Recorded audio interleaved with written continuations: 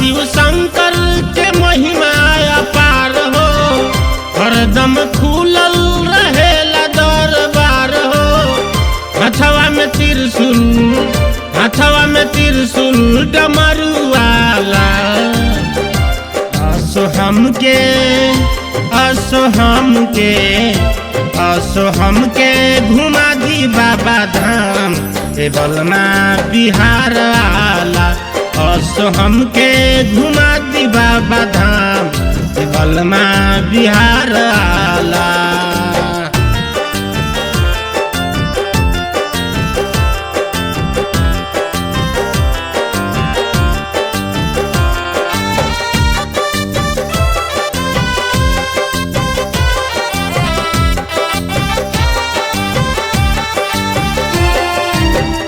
बड़ी दिनवा से लागल बलरसा, यही साल सावन में पूरा कर दी मनसा।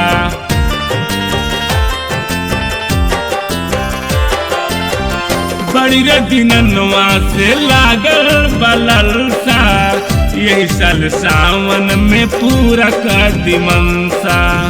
जटवा में बहे गंगा के धार हो, बड़ी निक लागे चनरमा लीलार हो। गरवा में सोहे नागो के माला। असो हमके घुमा दी बाबा धाम ए बलमा बिहार आला। असो हमके घुमा दी बाबा धाम ए बलमा बिहार आला।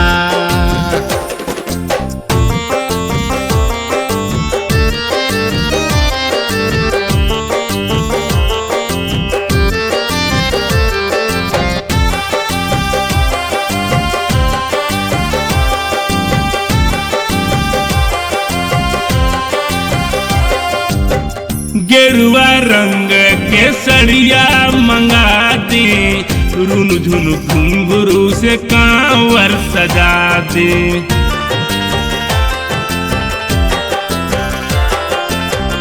गेरुआ रंग के सड़िया मंगा दे, रुन झुन घुंघरू से कांवर सजा दे। शिव शंकर पांडे जियासरा पुरादी, रउआ सीओ साहेब देव घर घुमा दी। भोला बाबा रउआ करी है भाला। असो हमके घुमा दी बाबा धाम ए बलमा बिहार आला। असो हमके घुमा दी बाबा धाम ए बलमा बिहार आला। बाबा शिव शंकर के महिमा अपार हो, हरदम खुलल रहेला दरबार हो। हथवा में त्रिशूल डमरुआला। असो हमके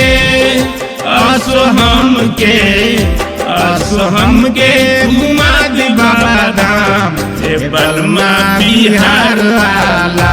असो हमके घुमा दी बाबा धाम ए बलमा बिहार